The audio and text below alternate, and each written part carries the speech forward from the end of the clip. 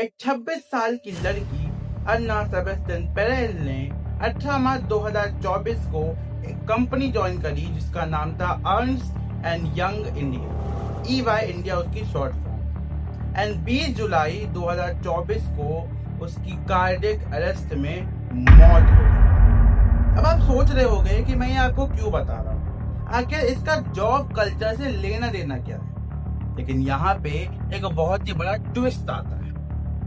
सितंबर 2024 में अन्ना की मां ने EY इंडिया के चेयरमैन जिनका नाम था राजीव मेमानी, उनको एक बहुत ही बड़ा खत लिखा था। लेटर में लिखा था, अन्ना was always a fighter from childhood through her academic years, where she excelled in everything she did. She was school topper and a college topper, excelled in extracurricular activities and passed her CA exams with distinction. She worked tirelessly at EY, giving her all to meet the demands placed on her, burdening newcomers with such back-breaking work, making them work day and night even on Sundays has no justification whatsoever. She has just left her hometown and loved ones. Everything was new to her, the organization, the place, the language, and she was trying hard to adjust. You showed some consideration to new employees. Instead, the management took full advantage of the fact that she was new and overwhelmed her with both assigned and unassigned work. ये था अन्ना की mother का letter. ये Twitter पे बहुत ज़्यादा viral भी हुआ था और इसके वायरल होने के बाद उनके फादर ने भी बताया कि अन्ना को वर्क रिलेटेड स्ट्रेस बहुत ज़्यादा था। वो दिन रात काम किया करती थी, ना अच्छे से सो पाती थी, ना अच्छे से खा पाती थी, और इसकी वजह से उसके ऊपर मेंटल स्ट्रेस बहुत ज़्यादा उसका डैमेज होने लग गया और शायद इसी वजह से उसे कार्डियक अरेस्ट भी आया। ऐसी एक कहानी नहीं है, ऐसी बहुत कहानियां। 25 साल के लड़के सौरभ कुमार लद्धा ने अपने बिल्डिंग के अपार्टमेंट से कूद के जान दिया। वो IIT प्लस IIM ग्रेजुएट था और उसके कलीग्स ने बताया कि वो बहुत बड़े प्रोजेक्ट पे काम कर रहा था, जिसकी वजह से उस पे वर्कलोड बहुत ज्यादा था। उसके कलीग्स ने बताया शायद इसी वर्क स्ट्रेस की वजह से उसकी जान चली।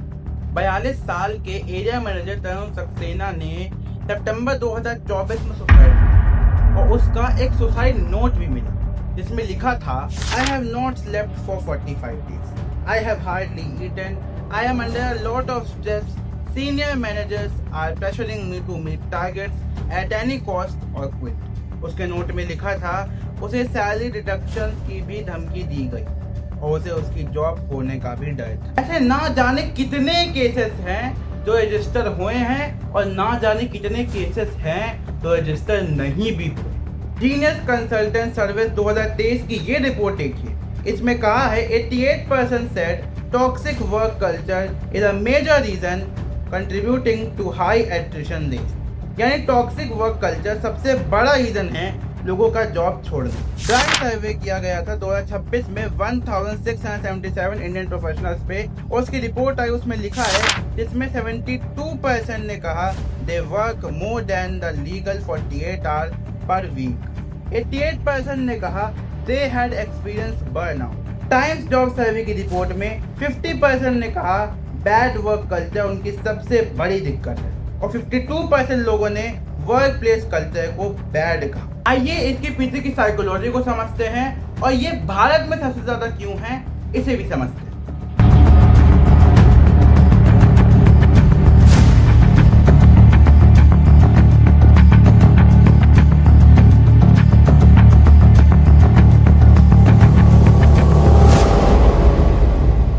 समझिए आप किसी कंपनी में काम करते हैं एज ए एम्प्लॉय, तो मैं आपसे एक सवाल पूछना चाहता हूं, क्या आप अपने से ऊंची पोजीशन वालों को क्वेश्चन कर पाएंगे?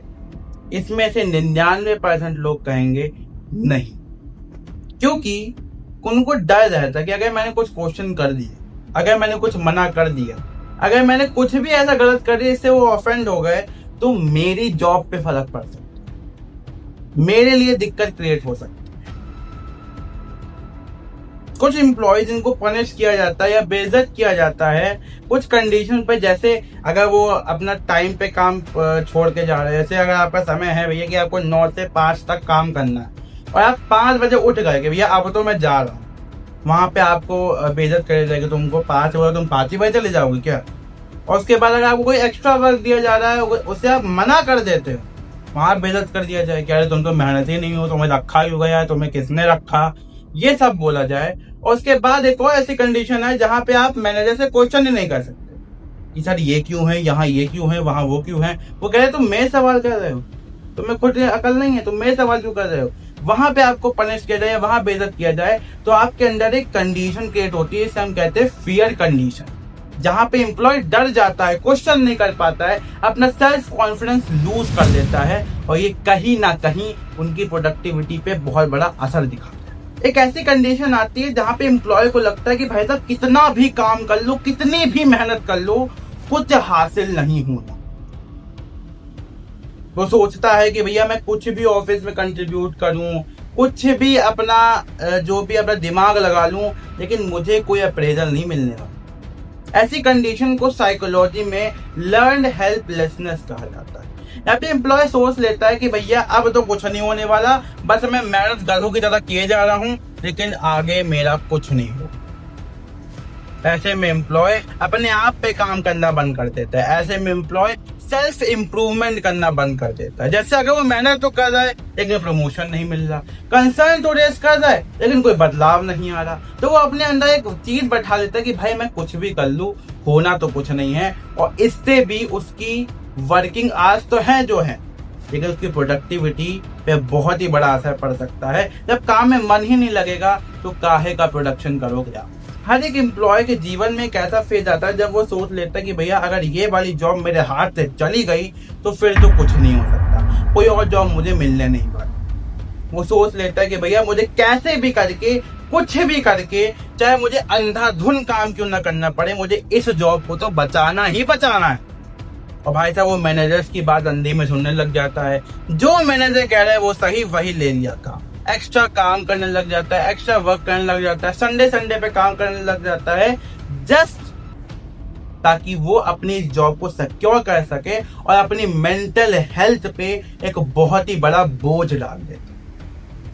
जैसे अगर आप स्कूल जाते हो या फिर कॉलेजेस जाते हो तो आपको पता हो आप कहीं ना कहीं टाइम निकाल लेते हो अपनी एक्टिविटीज के लिए या फिर परिवार के साथ टाइम बिताने के लिए, लेकिन on the other hand employees, क्योंकि अब टेक्नोलॉजी आ गई है, सोशल मीडिया आ गया है, अब ऑफिस के बाद भी आपका ऑफिस है, क्योंकि मेल के थ्रू काम आएगा, जूम मीटिंग रख दी जाएंगी, मीट मीटिंग्स रख दी जाएंगी, और 24 घंटे आप एक एम्प्लॉय की जिंदगी जीते हो। और फैमिली के साथ टाइम बिताना तो छोड़ो, अपने साथ भी टाइम बिता दो तो बहुत बड़ी बात हो जाती है। लियोन फेस्टिंगर ने 954 में एक थ्योरी दी, इसमें उन्होंने बताया कि दुनिया भर के ज्यादातर लोग अपने आप को दूसरों से कंपेयर करके अपने आप पे मेहनत करते हैं, जिसमें उन्होंने 2 टाइप के कंपैरिजन बताए। सबसे पहले कंपैरिजन उन्होंने बताया अपवर्ड कंपैरिजन, यानी वो कंपैरिजन जहां पे आप अपने सक्सेसफुल आदमी या अपने सक्सेसफुल औरत को देख के क्या अपने आप पे काम करते हो कि मुझे इसकी बराबरी तो करनी है भाई साहब। एक होते हैं डाउनवर्ड कंपैरिजन, यानी आप अपने से नीचे वालों को देखते हो और अपने आप को महान समझते हो। ये 2 कंपैरिजन उन्होंने बताए। और एम्प्लॉयज, इंडिया में जो एम्प्लॉयज है वो ज्यादातर अपवर्ड कंपैरिजन करते हैं, यानी अपने से ऊपर वाले को देखते हैं और सोचते हैं मैं अपने आप पे इतनी मेहनत करूं कि मैं इसकी बराबरी कर सकूं। जबकि कई लोगों ने तो ये भी कहा भैया 5 उंगलियां बराबर नहीं होती, कोई अगर इस फील्ड में परफेक्ट है तो कोई इसमें परफेक्ट है, कोई इसमें परफेक्ट है, कोई इसमें परफेक्ट है, तो कोई अलग फील्ड में परफेक्ट है। लेकिन हम अपने आप पे बहुत ज्यादा बोझ डाल देते हैं कि भैया इसकी बराबरी करनी है, जबकि उसकी वो स्किल है, उसका वो टैलेंट है, लेकिन हम एक टाइप से ढो के काम कर रहे होते हैं कि भैया लगे रहो इसकी बराबरी तो करनी है। एक केस ऐसा भी आता है दोस्तों जहां पे एम्प्लॉय समझ लेते हैं कि भाई मैं इस जॉब के लायक ही नहीं, मैं इस जॉब को डिजर्व ही नहीं करता, मैं बहुत ही ज्यादा कैपेबल नहीं हूं इस जॉब को करने के लिए। इसको साइकोलॉजी में इम्पोस्टर सिंड्रोम बोला जाता है, जहां पे एम्प्लॉय सोच लेता है कि भैया ये काम तो मेरे से ना होगा और मैं इस काम को डिजर्व भी नहीं करता, ये काम बहुत ही ऊंचे लोगों के लिए है। जहां पे वो ये समझ लेता है कि भाई मेरे आसपास जो एम्प्लॉयज हैं वो तो मेरे से अच्छा काम कर रहे हैं, मैं तो बस इस ऑफिस पे बोझ बन के रह गया। और वो अपनी दिमाग में स्ट्रेस ले आता है, मेंटल हेल्थ खराब कर लेता है, और इसकी वजह से बहुत सारी बीमारियां भी उसे हो सकती हैं, मेंटल डिसीजेस हो सकती हैं। और ऐसी ना जाने कितनी स्टेट्स हैं जहाँ पे एम्प्लॉय अपना को अकेला फील करता है, अपनी फैमिली को मिस करता है, अपने लोगों को छोड़ के एक अलग शहर में नौकरी करने आता है, लेकिन कहीं ना कहीं उसकी मेंटल स्ट्रेस बहुत ही बेकार हो जाता है। और दोस्तों, हाई कंपटीशन है मार्केट में, यानी अगर समझ लो आप कॉलेज पास आउट करते हो, पोस्ट ग्रेजुएशन करते हो, तो आपके कंपटीशन में लगभग समझ लो 15-16 लाख बच्चा खड़ा है। कंपनी अगर आपको खो भी देगी तो कंपनी को कोई फर्क नहीं पड़ेगा, क्योंकि जो दूसरा वो थाली लेके खड़ा है, जल्दी भैया इसको अगर हटाना हटाओ, मैं आ रहा हूं अंदर। क्योंकि बहुत देखो, वैकेंसीज कम है और लोग ज्यादा हैं, तो वैकेंसीज को फर्क नहीं पड़ेगा, एक यहां से गया तो एक अंदर आ जाए।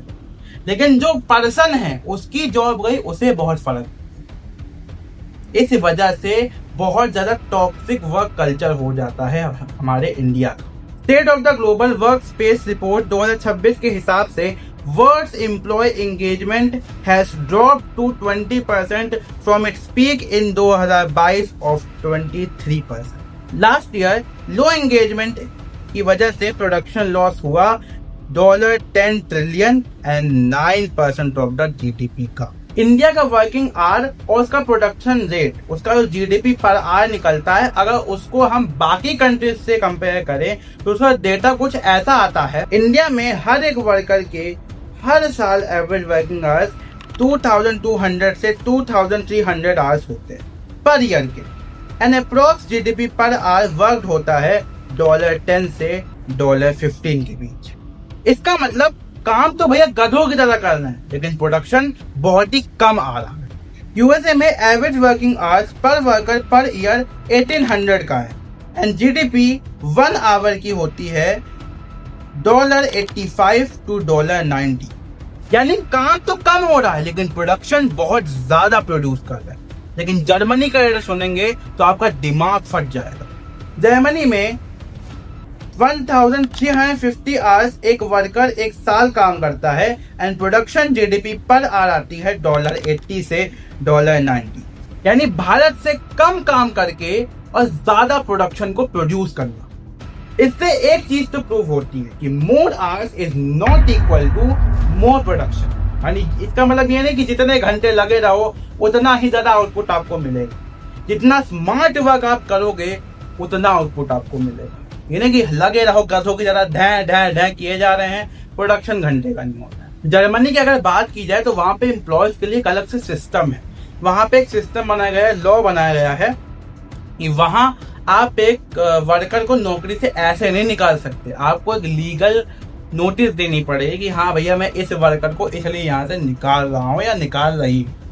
लेकिन इंडिया में ऐसा कोई भी सिस्टम नहीं है, इंडिया में ऐसा कोई भी लॉ नहीं है, सब अपने हिसाब से चल रहा है। किसी कंपनी का अलग है, किसी कंपनी का अलग चल रहा है, और इस वजह से ओवरऑल इंडिया का प्रोडक्शन बहुत ही खराब निकल के आता है। इसका सबसे बड़ा एक कारण एजुकेशन सिस्टम भी है, जहां पे बच्चों पे इतना प्रेशर डाल दिया जाता है, स्कूल लाओ फिर कोचिंग करो, स्कूल का होमवर्क फिर कोचिंग का होमवर्क। उतनी छोटी उम्र में बच्चों पर प्रेशर डाल दिया जाता है, और उसके बाद जब वो बड़े होके काम करना शुरू करते हैं उनका काम में मन नहीं लगता, क्योंकि वो पहले से उस मेंटल प्रेशर को झेल चुके हैं, अपनी मेंटल स्टेट ऑलरेडी खराब कर चुके हैं। इसमें पूरा दोष ऑफिस सिस्टम को नहीं दूंगा, क्योंकि बच्चा एजुकेशन से निकल के आता है। बाकी आपकी क्या राय है कमेंट सेक्शन में बताइएगा। जय हिंद।